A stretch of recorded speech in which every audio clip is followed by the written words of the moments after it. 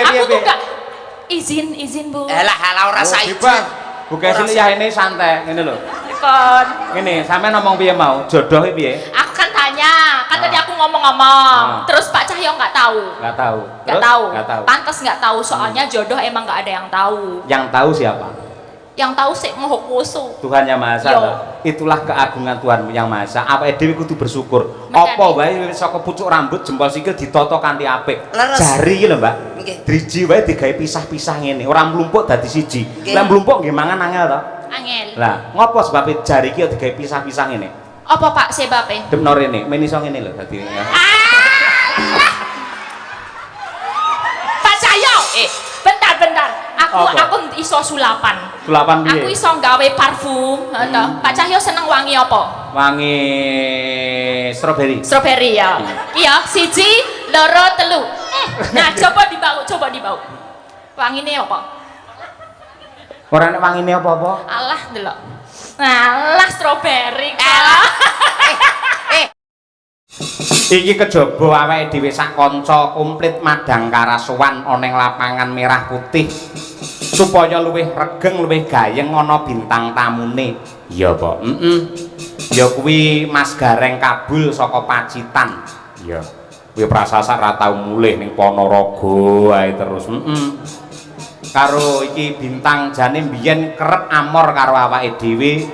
Ning beberapa purnama iki ora kumpul karo Madangkara. Ya. Mbak Elisa Urcarus Halasu. Pancen tak sengaja kok, Nduk. Ora tak wenehi job.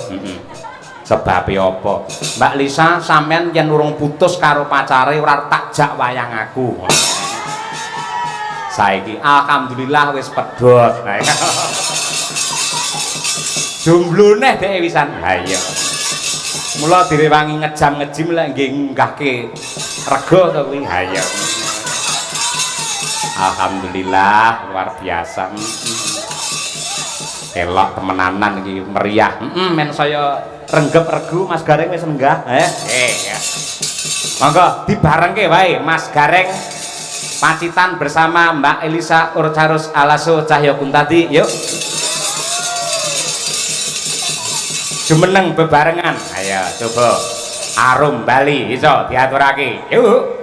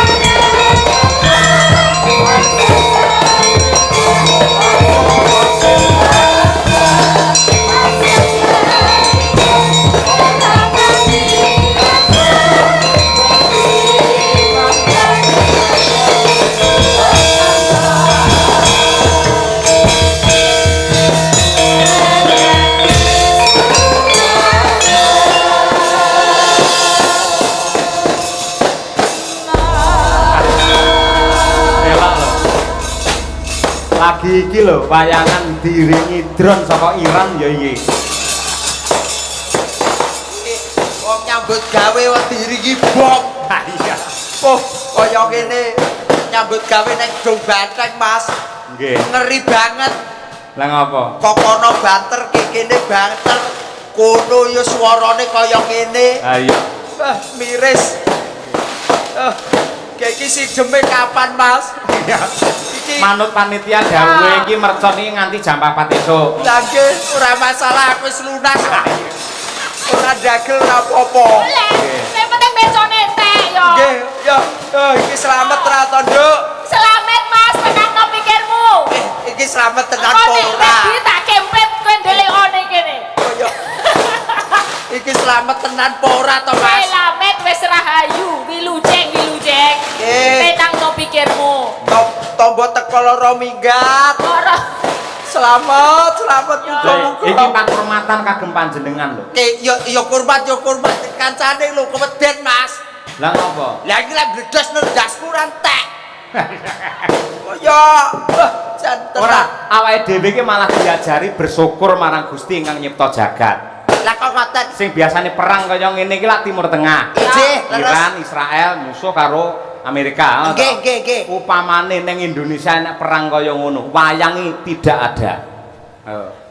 Piye nasib awak dhewe ning nganti wayang? Ya awake dhewe nasibe ya gur delak-delik ning jero gentong. Makane aja nganti ana kaya ngono ning kene ya Mas didongakne. Ayam tentrem, kartro rahardro. Katurora. Katro trem lan raharjo. Kabeh ayam trem Tentrem nyawiji gotong royong. gotong royong. Ya ngono kuwi dongane, sing penting dongane, salah koto-koto wis biasa. Kata-kata. Rasah mendeli. Kok ya ora Aku ki nyawang kamu tuh pusing loh aku janjane. Lah nyapa? Motomu ning ndi ngono lho. Lha motoku nang kene. Lah kan kalau gareng itu enggak tahu iku maniknya itu ning ndi ngono kan mumet aku len. Kowe pengen arep dudoi manikku ngerti nggone piye? Iya Mas. Culeken. Kok nyambut gawe karo iki wepe pindho ameng-ameng nyawa terus Mas. Lah pancen ciri khas gareng niku lak kira. Kena diarani tegese teng mriki Kedung Bateng ke kedunge wong seniman, kedunge wong budaya sak kutha Ponorogo. Iki kabeh iso seni kabeh. Elok. Mula kena diarani jenenge kene iki jenenge Desa Lepen Bison. Lepen bison kok iso lepen bison. Kedung ki apa? Kedung Lepen. Bison. Pantai. Nah. Alah kok tegese ayo kuwi Lepen Bison. Lepen bison kedung pantai. Kabeh. Nggih. Nadyanto Mbak Lisa sampun dangu sanget dung banteng menika mboten wayangan. Ning menika sampun menjadi cita-cita warga masyarakat akhirnya bisa terwujud pada malam hari ini. Dengan presani sak lapangan penuh kaya ngoten niku dung banteng. Banget tumplek-blek aku ra iso melebu tadi sampai parkir nih aduh. Kita di mau masuk sini kudu biak pe nonton. Ora sangalih rene sik. Nggih. Kono. Rene sik. Kono. Aduh rong Mei rene sik ayo. Kono melu bapakmu kono. Melu kono. Piye. Izin Bu. Halah ora saiki. Bu Kesile ya ini santai ngene lho. Kon. Ngene, sampean ngomong piye mau? Jodoh iki piye? Aku kan tanya, kan tadi aku ngomong-ngomong. Terus Pak Cahyo nggak tahu. Nggak tahu. Nggak tahu. Nggak tahu. Pantas nggak tahu soalnya jodoh emang nggak ada yang tahu. Yang tahu siapa? Yang tahu sih Maha Kuasa. Tuhan Yang Maha Esa. Yo. Itulah keagungan Tuhan Yang Maha Esa. Awake dhewe kudu bersyukur. Makanya. Apa wae saka pucuk rambut jempol sikil ditata kanthi apik. Leres. Jari iki lho, Mbak. Nggih. Driji wae digawe pisah-pisah ngene, ora mlumpuk dadi siji. Nggih. Lah mlumpuk nggih mangan angel to. Angel. Lah, ngopo sebabe jari iki digawe pisah-pisah ngene? Apa Pak sebabe? Demno rene, men iso ngene lho dadi. Pak Cahyo. Bentar. Aku iso sulapan. Sulapan piye? Aku iso gawe parfum, Pak Cahyo seneng wangi apa? Wangi stroberi. Strawberry ya. Iya, siji, loro, telu. Nah, coba dibau. Wangine apa? Ora nek wangine apa-apa? Alah, delok. Alah, strawberry. Reng. Ngomong. Tak omongi.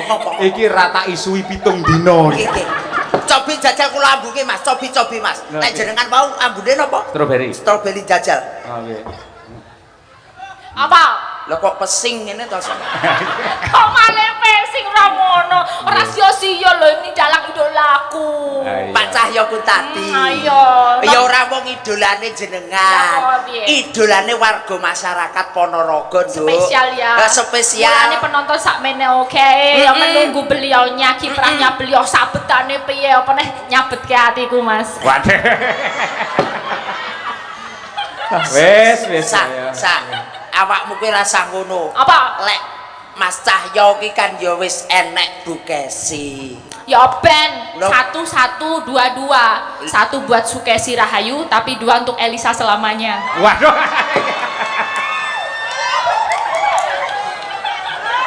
Aduh, bocah iki saya nekat. Bareng kulino nge-gym saya nekat dhek maliane. Ayo. Kowe upamane dadi bojo sing kedua ya isih tetep tresno karo Pak Cahyo. Alah ya jelas tresno dina iki cacahe pira? Ana 7 ta. Ana 7 tak gawe beda-beda. Senin Selasa Senin, Rebo. wah, Senin. Senantiasa mencintai Cahyo Kuntadi. Iya. Selasa. Ayo terus ora apa-apa. Terus Ayo. Walau Selasa, walaupun ngene iki ramene tapi Selasa milik berdua. Terus. Cuman buat berdua aja. langsung Rabu, aku nggak pernah rabu-rabu buat membuka notifikasi dari Cahyo Kuntadi. Soalnya ngapa notifikasinya tak beda. Apa? Beda nih. Notifikasi munculnya neng HP, tapi geternya neng hatiku. Ini bareng suwi rame lu bahane wakeh malian. Ngopo? Berarti sing geter nek kene iki kaya atimu to. Sing geter. Ati iki neng kene kok neng kene. Iki mau Rebo, bar kono Kamis. Chemistry-nya tuh selalu nyambung, mesti langsung jodoh chemistry-nya Pak Cahyo Kuntadi ro Elisa Orcarus Alaso. Ya Allah. Berarti kamu itu chemistry-nya sama Mas Cahyo Kuntadi luar biasa. Wis Biyen pas duwe pacar rawani omong ngono kuwi teh.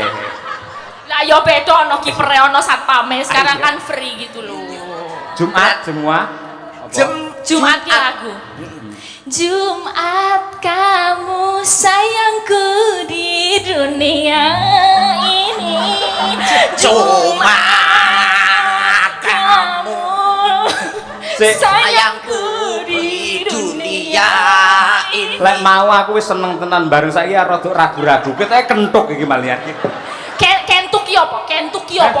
Wanita yang cantik itu namanya kentuk. Nah, wanita yang cantik itu namanya Enggak bohong, tenang. Enggak bohong. Swear. Lho takono wong Ponorogo ngono kuwi. Kentuk napa Pak Bu? Cantik. Kula kentuk mboten.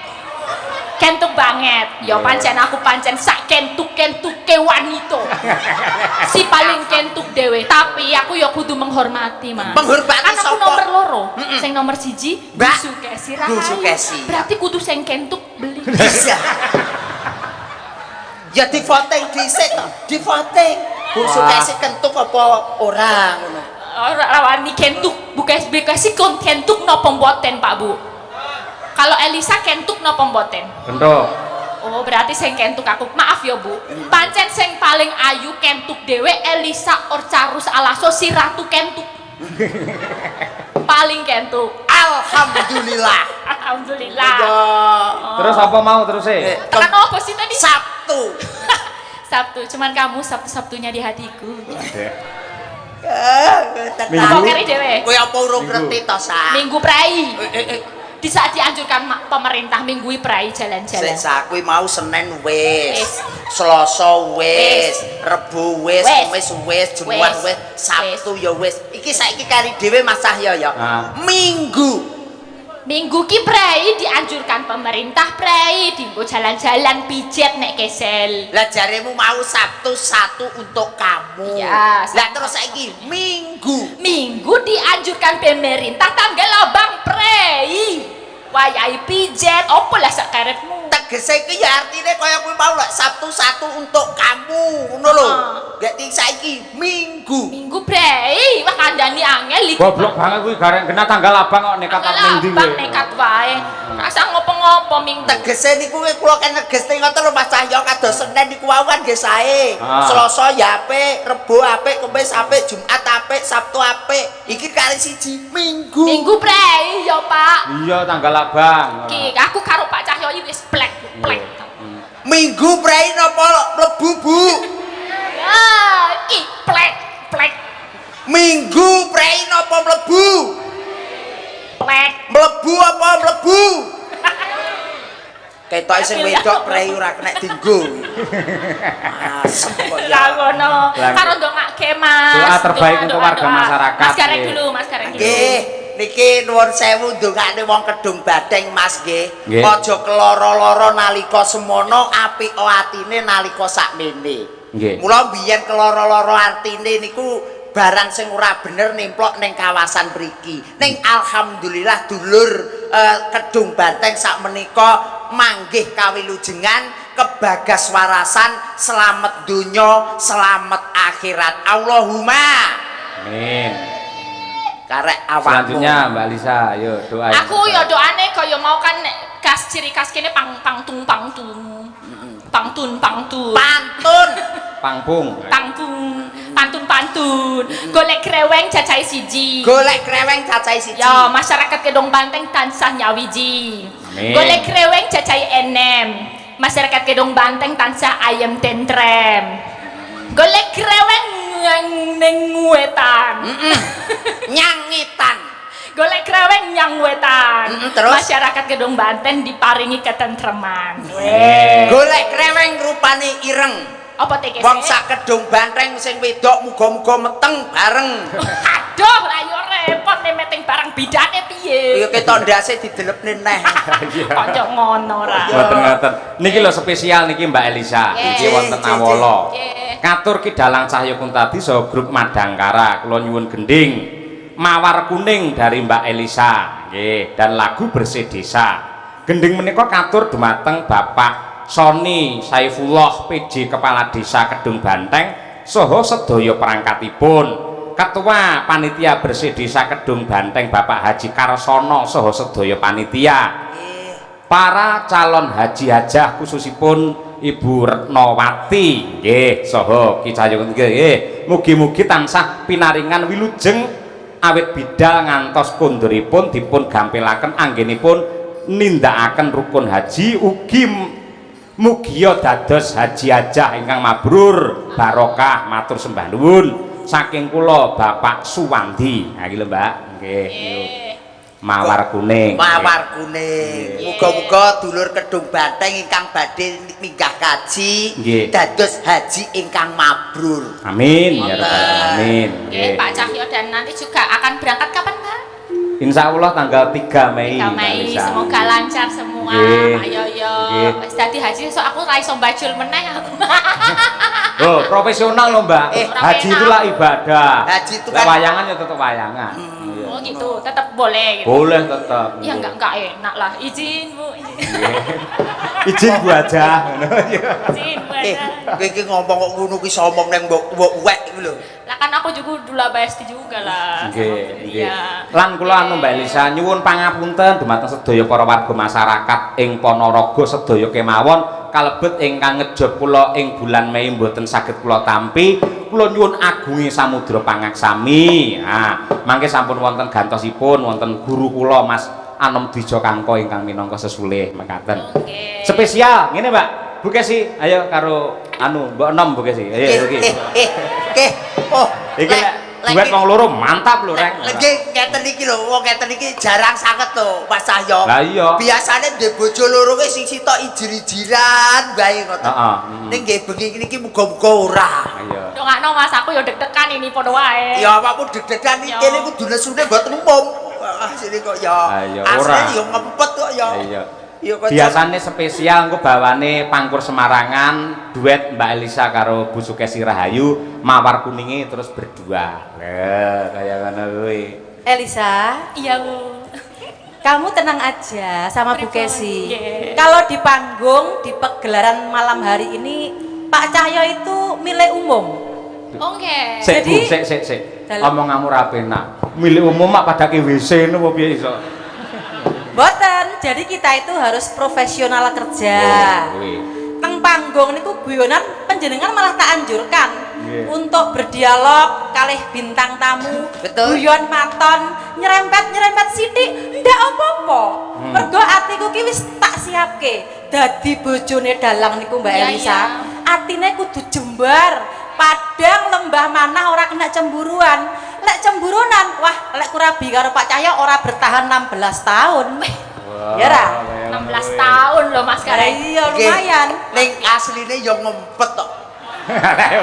Hei, Ora ngompori ah Mas Kareng iki lho. Asline yo ngempet. kowe aja ngawur Reng. Nun Apa? sewu, lek aku ora tanggapan karo Bu Kesi. Nggih. Anak-anak tak kon ning omah, aku lunga berdua. Kalih Bu Kesi. Lho Pacaran. ning mall ngono kuwi. Iya. Mesti mesra romantis tak gandeng tangane. jenengan kali Mbak Kesi. Angger ning mall mesti digandeng. Gandeng. Mergo ora tak gandeng ora tak cekel tangane. Kuwi njupuki apa-apa ning. Tak kira kira nek mesra ngono plane. Ayo Tak to. kira Iki kok. mesrane mung karo awakmu, El. Mosok enggak Tenan. gitu, Bu. Neng aku umpama tenan karo awakmu aku malah beneran kok, El. Kok beneran ngribet to, Bu? Penak tanggung jawabku iku ngopeni bojo sing kaya ngono gagahe iku penak. Engko misale aku kesel, awakmu sing genti mijeti. Loh, bojo dalang kuwi wah rumangsamu abot lho, El. Ladenane kuwi abot. Kadang-kadang lek esuk nyuwun susu. Awan nyuwun kopi. Bengi nyuwun wedang jahe. Lah aku lek mendina nglayani dhek kan yo kesel to, El. Repot nggih, Bu. Repot. Oh, jadi Lagi bagi iki lho, tugas. Lagi iki nyeluk bojone iso dheke lho. Iki Elisa karo Bu Gesi padha ae asine iki ora. Lek omong do teng tepet cotok kabeh ora. Yo diwiti saka Mbak Lisa dhisik coba kaya apa. Ya, sing nom dhisik. Ya, nggih, nggih. Izin ya, kakak tertua ya. Iya. Iya, Adinda. Baiklah, Adinda. Maduku. Aku lagi ngerti wong loro rukun seneng mboten ngono. Jan. Ditenangke apa piye? Napa? Tenan apa piye? Heh? Tak lamarke. Ampun, Bu, ampun. Pripun? Tenan apa piye? Sampai siapa? Ora apa-apa lho, tenan lho. Ya Bu Gesi. Bu Lisa. Ah, mulai buyar. Mah Ya, Elisa. mulai ini kan. Iya. Moga. Mingkar mingkurengang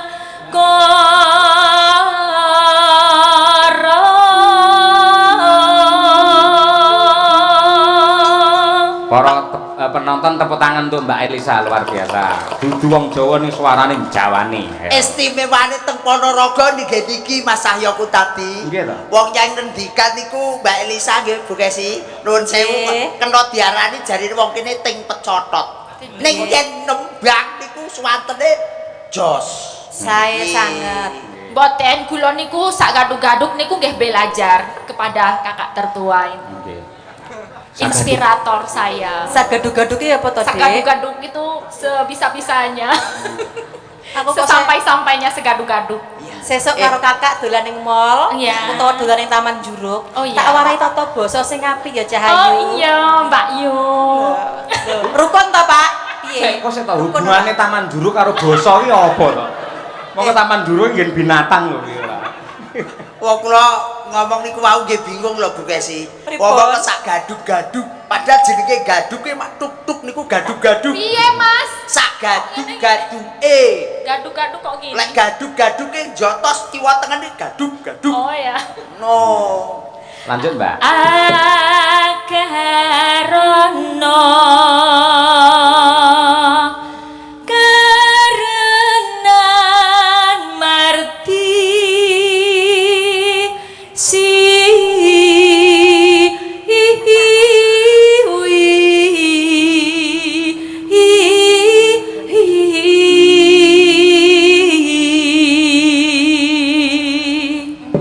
Oper Bu Kesi, ya Bu, ojo kalah karo adimu, yuk. Aja kalah karo mbok nom ngono lho. Iya. Kok iso adimu kuwi kok. Gareng iki ora. Ya. Bapak Ibu, jenengan lek Pak Cahyo mendua ngoten setuju mboten? Setuju. Sajae. Piye to wong dong bantengi ora. Iso. malah setuju. Loh, kula jane pengen nyuwun presa lho. Panjenengan niku alasane nopo kok iso mempersilahkan Pak Cahyo mendua Elisa dan Kesi niku alasane nopo, Bu? Coba Ibu Eni kok sing kudungan oren. Napa, Bu? Wah, ora iso jawab kok. Wedi kabeh tak tenani. Nggih. Lah iya, karepe jenengan men enteng gaweane ngono lho Bu Kesi. Dadi satu engko profesi. Senin Selasa Bu Kesi, Rebu Kemis Elisa, terus Jumat Setu engko Bu Kesi, lah Minggu tak nggih pijet ngono. Loh, pancen ya ngeten loh, memang poligami itu diperbolehkan. Betul, betul. Tapi dengan catatan mbok uwek iku kudu setuju, ya toh? Merestui, ikhlas lahir batin. Malam hari ini disekseni waraga masyarakat Ponorogo Kedung Banteng, Pak Cahyo tak ikhlasi lahir batin loh. Piye tok tok tok tok tok tok tok tok tok tok tok tok.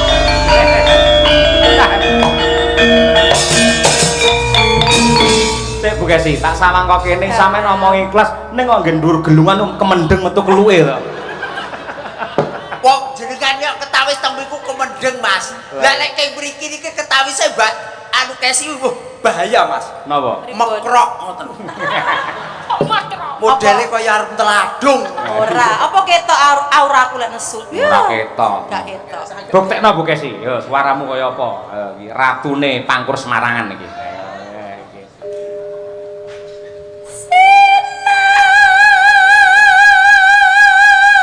Terus sayang.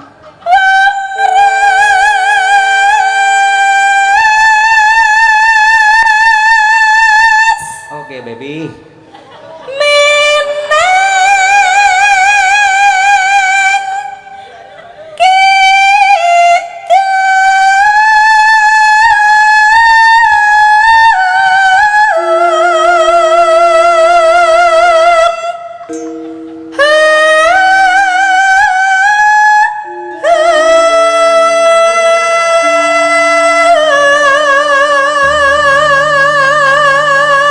Unggah keneh Bu Kesi. Mbak Elisa kudu memperhatikan. Ayo. Lah iki kudu sampean iso ngene iki kuduan. Kowe aja nganti kalah, aja nganti kalah. Kowe pendukungke aku.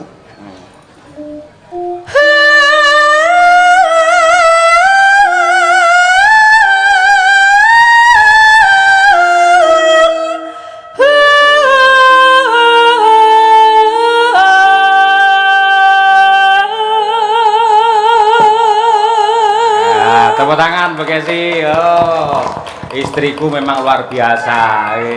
Mbak Elisa aja nganti kalah. Sampean kok iso ngono? Gamel aku peken. Ayo. Ning bunang tok ya, dodol es lho Bu Kesi. Patro lek kabeh. Iki gamelan mas kawin. Nah iya. Nalika awake dhewe rabi, nek yen pengen menehi Elisa sampean kudu sembodo nukokne gamelan anyar ditulisi CE. Apa kuwi? CE. Cahya Elisa. Iya. Lah iki kan sing marake KS. Apa kuwi? Kesi. Malah kondang Sutresno. Kesi Suloyo. AKS kok. Mosok yo kace. Kudune kace kok yo. Iya, arep kace. Bukan anu Mbak Lisa diterane Bu Kesi iki mau. Kayak gitu. Oh gitu. Kulo gak sageti. Tak beri semangat dari sini. Bisa, Ayo, Dik, oke. bisa. Masih semangat Bisa, ya. Dik. Ya. Tai wangi donga, Nduk. Kok kene tai wangi donga. Jo karo kalah kate karo mbok wek. Nggih. Anu ya. Sik contone pesan khas Bu Kesi. Ayo Bu Kesi pesan khas. Yo.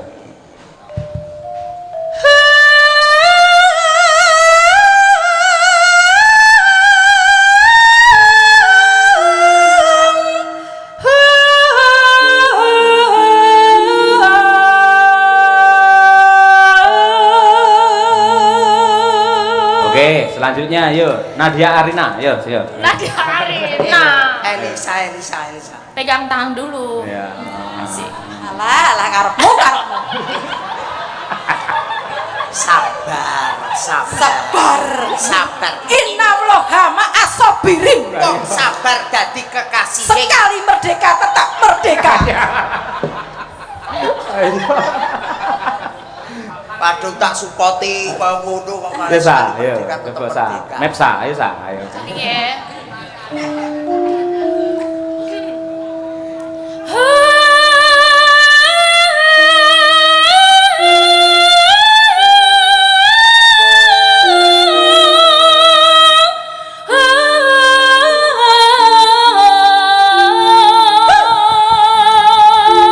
Salim. Selamat adikku sayang. Ya. Mbak Kesi, Mbak Elisa, kula voting nggih. Nggih. Niki sae Mbak Kesi napa sae Mbak Elisa? Saya sedaya sing elek gareng. Amin. Banding-banding ke orang. Makan to. Terus yo. Mbak Lisa, ya Mbak. Oh, aku lagi ya. Yo no. Yo. Sinupa sinukarto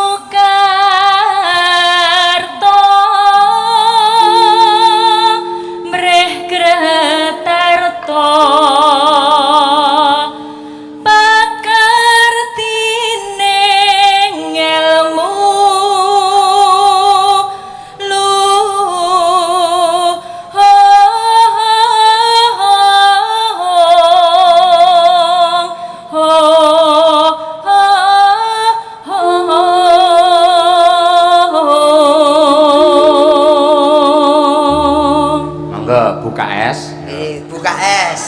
Kesi ya. Nggih, Kesi. Suloyo. Boten. Kesi Cahya Kuntadi. Ta melu-melu aku mekrok kok wisan. Lah ya, enten iki. Kang tumrap ning tanah Jawa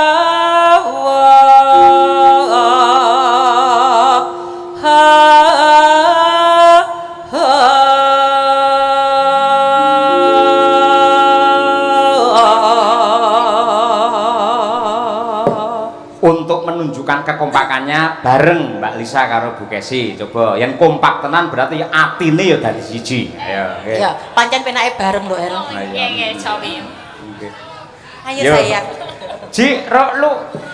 Agama agemeng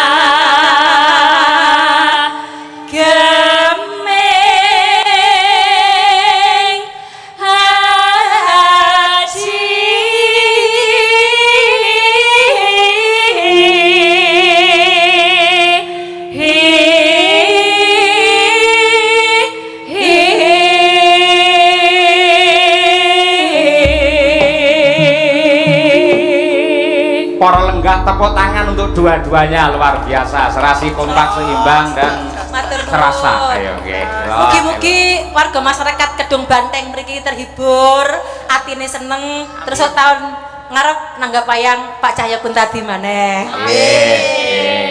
Bajute adalah mawar kuning. Mbak Elisa nembang mawar kuning saged? Saged. Nah, bonus 100.000 rene ya. Alah.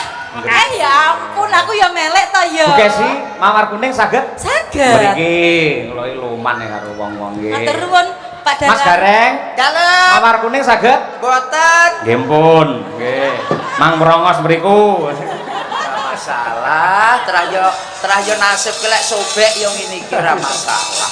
Yang penting kula tesih hoping kali bahwa sekuwung ya. Mawar kuning. Mawar adalah bunga yang indah merekah, kuning adalah emas.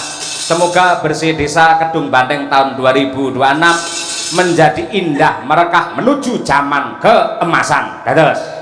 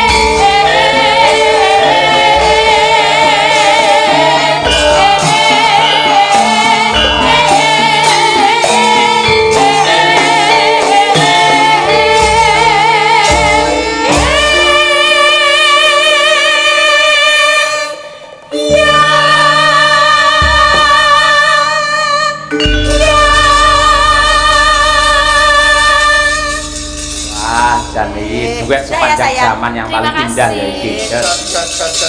Nuwun, matur nuwun. Kaya ngono kuwi lho Mas Gareng, endah seni budaya iki kaya ngono kuwi. Leres.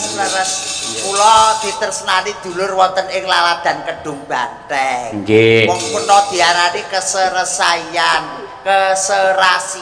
di antara kita dan kita. Leres. Kula bersih desa iki dienekne sedaya masyarakat Kedung Banteng mangke kawilujengan kebagaswarasan, slamet donya, slamet akhirat, kabeh usahane iso lancar. Ora ana bebendu, ora ana mala sing tumiba marang sapa wae. Leres. Mila bersih desa menika kejawi atur kurmat dumateng para leluhur ingkang babat wonten ing Dung Banteng. Dan yang terpenting adalah wujud syukur kepada Gusti ingkang nyipta jagat. Yang ketiga nenggih melestarikan budaya dan ajang silaturahim.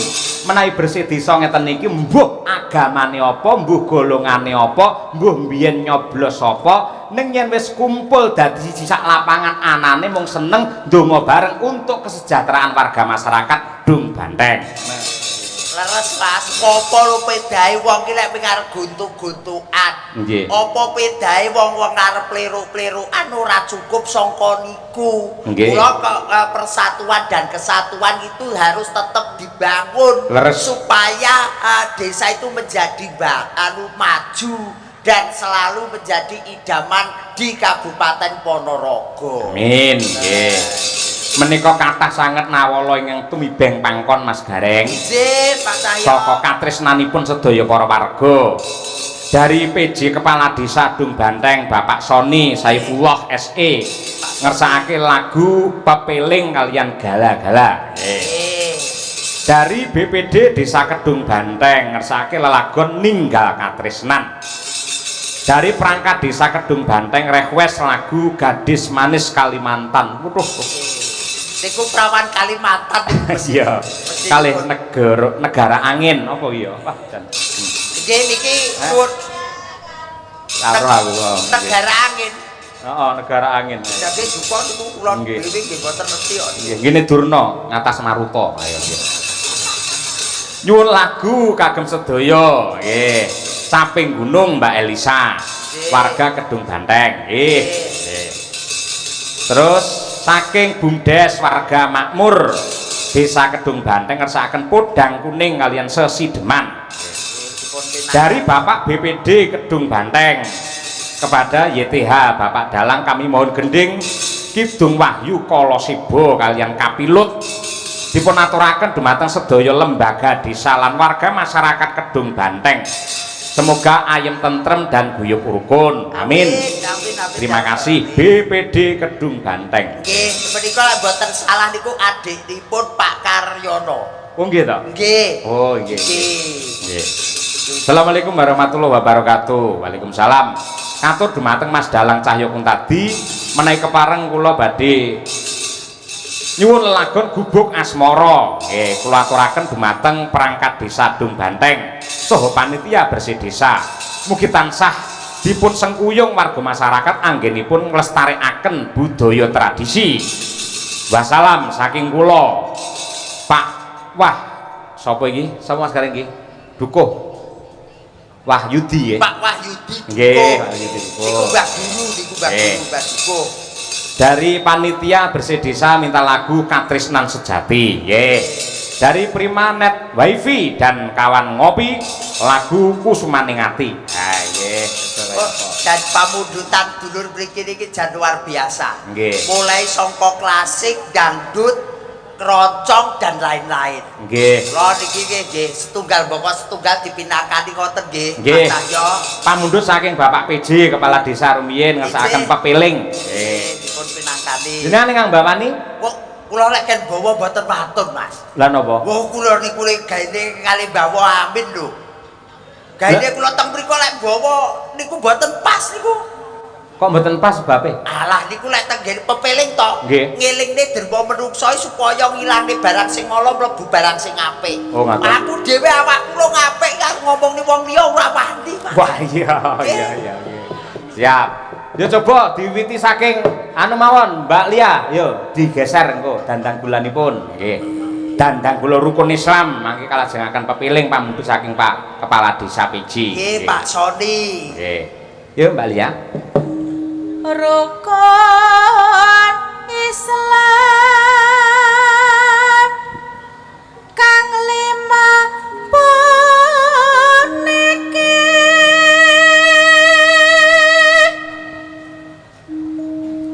katindakna mreng para sasama Nglerek Mbak Tri Hastuti Retnowati. Aja nganti ditinggalke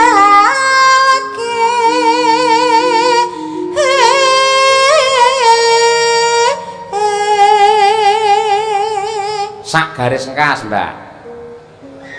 Rukun Islam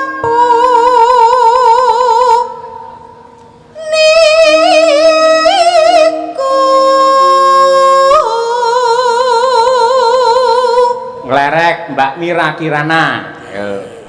Saking Nganjuk. Dari Nganjuk. Sahadate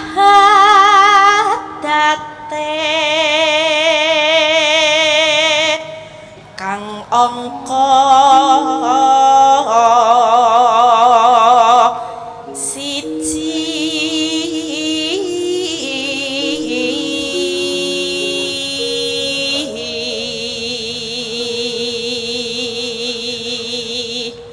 Mas Cahyo Dalem. menika ugi sedulur sedaya utawi Mbah Lurah sak Sukorejo. Sak kecamatan nggih Mas. Nggih, menika rawuh sedaya Mas. Nggih, sembah nuwun Bapak-bapak kepala desa ing wewengkon Sukorejo, sugeng laras, sugeng midhangetaken. Neh, sak garis engkas, Mbak. kang angka loro salat Mbak Dian. dene kang katalu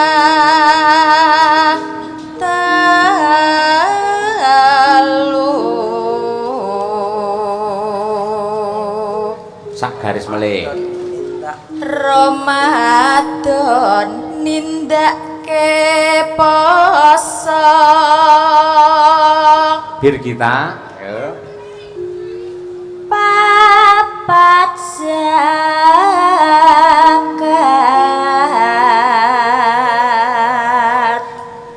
ping 5 ngibadah haji. Nah, pas iki terakhir Winong Nawangse. Nah, ngedum iso pas ini wangel. Ayo. Nggih. Jenengake wonten luar biasa kados Mbah Lurah Pak Soni. Ah, iya. Pokoke lek ngedum ki ora tau cecer. Lah nggih to Mas. Pokoke arep pira-pira ya tetep didum padha. Leres. Ya. Rukun Islam sampurna.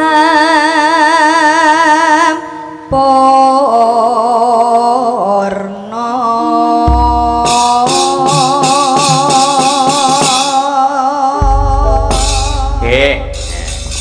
Monggo dipun aturaken pepiling karya Abdi Solo Swargi Ki Anom Surata. Yuk, dados.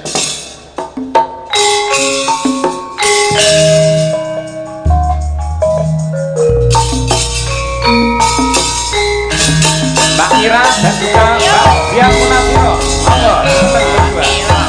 Mbak Tri Hasti yang ketiga.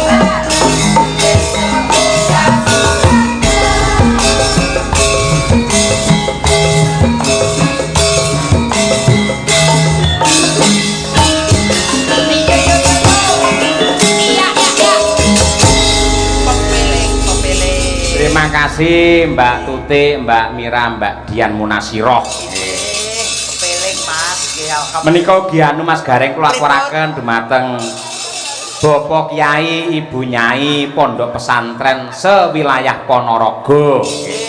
Wabil khusus ing Pondok Wali Songo Ngabar. Mbah Kyai Ihsan, Mbah Kyai Wahib ing sampun momong putune Brahma Kesawa.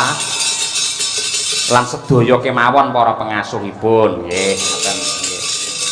Niki Mbak Elisa karo Mbak Birgita yo nggih. Mbak Elisa, Mbak Birgita. Gubuk Asmara nggih. Gubuk Asmara. Nggih, nyambut gawe niku lek teng Ponorogo Mas, podang kuning Gubuk Asmara pepiling ki aja ngantek lali. Nggih to, Pak? Nggih, mboten namung tenggene wayangan, rewokan yo kuwi. Gajah-gajahan nggih niku. Masa? Nggih, Ponorogo ki budayane niku yen gending aja ngantek nglalekne Gubuk Asmara. Penting ngoten nggih. Penting. Kangge kula luwih penting dhuwit timbang niku. Jenengan to? Nggih. Padha. Lah tunggale ora. Tukung-tukung Mbak Lisa dan Birgita. Ini adalah sepasang merpati prasasat kaya kembar. Ayo nggih. Dedeke padha ngejimi rutin. Ayo. Iki wis ngejim. Nggih. Maka Mas, tukung-tukung. Yo.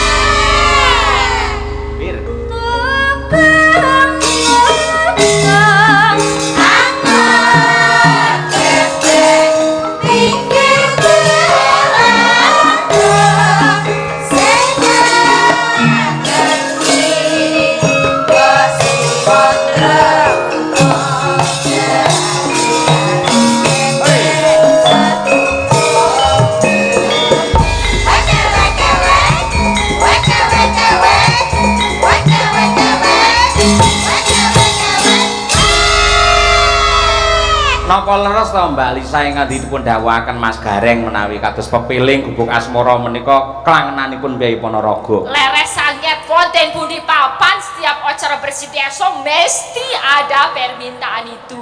Oh, ngoten. Ya, Nggih. selalu nggih. Nggih. Waktunya buka puasa. Waktunya sahur. Oh ya.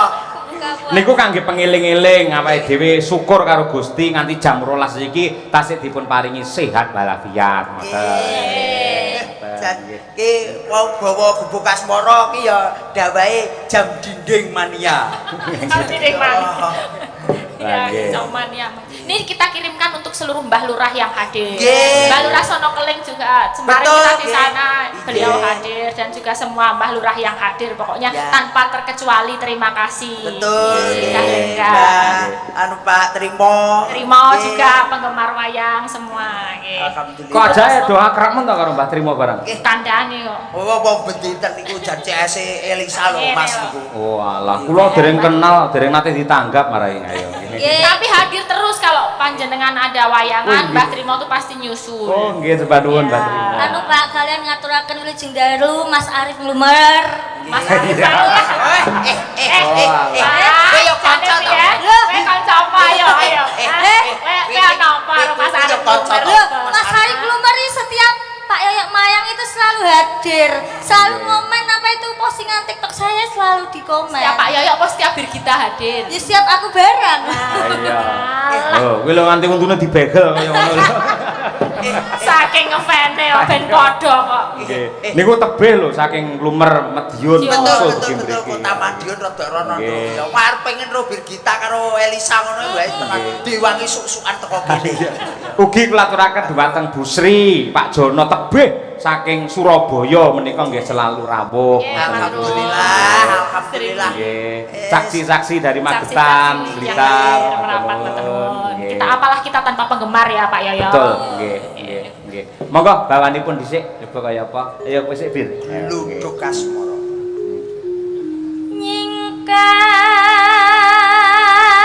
Nyingkar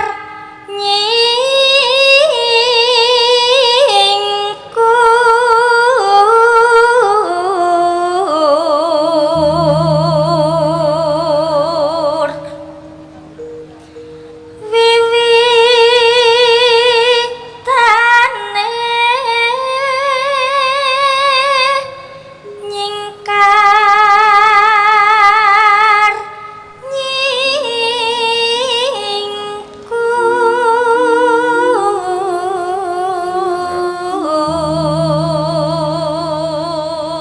Mang Matne niku Mas Gareng. Nggih kula Mbak Lisa karo Mbak Birgita iki kaya kakang adi lho. nggih tenan kok ya. Lah to.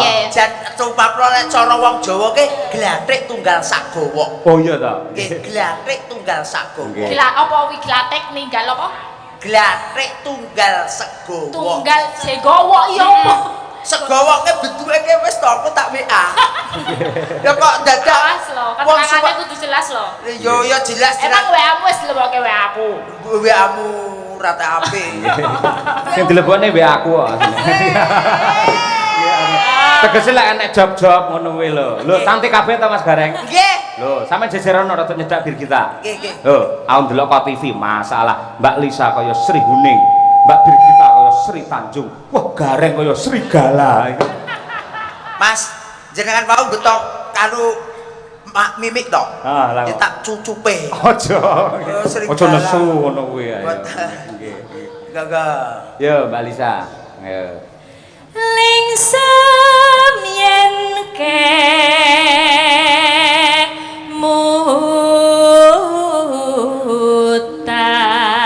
kemutan lelampahan kang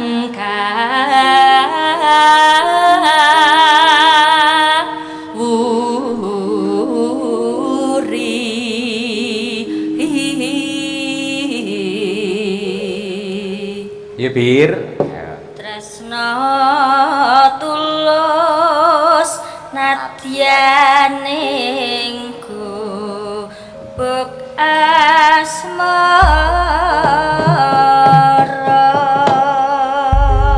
Jan apa-apane kok ya padha to, Bir? Iya. Diteke lho Kuku padha. kita juga sama. Kayak Iya.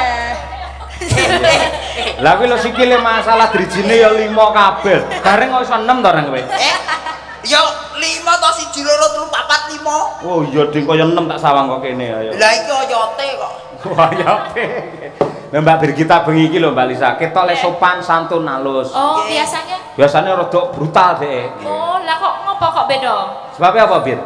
Ditunggoni Pak kula, Pak. Oh, wis duwe satpam. Nggih, ngene kuwi. Yo rasa diang. Kasar to. Ayak tapi mau. Ya Mas Arif teko kok terus yo. Iya, kula kudu halus ngono iki. Dadine wis Arep yang goren. Ayo. Ya Mas Viko apa mau ngangge kopiah ya meh padha lho. Ayo. Dan Lah. tenan ya. Gurin nyandi ya. Biasane ku wedhek karo Elisa aku. Ayo. Engko jogete kudu padha, ayo karaktere kudu padha. Ayo. Oke, Pak. Dibuktikan kepada para netizen. Monggo. Gubuk asmara. Ya, yuk.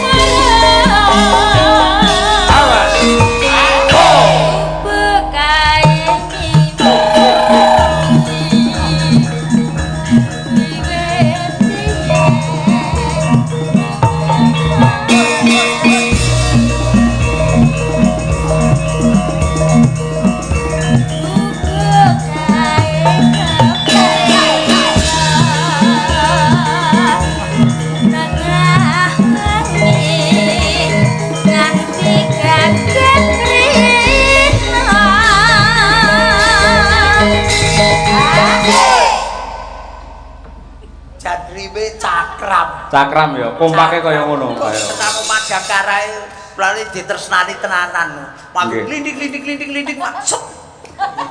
Gamelan klinting-klinting. Lah yo ki mau lho iramane klindik. Kaya kira dikalungi klinting-klinting. Ayo. Moga-moga. Coba. Catatan sajrone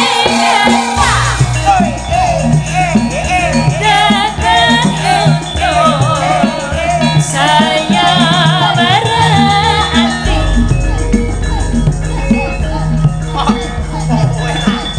aku gawe dadi ayo bi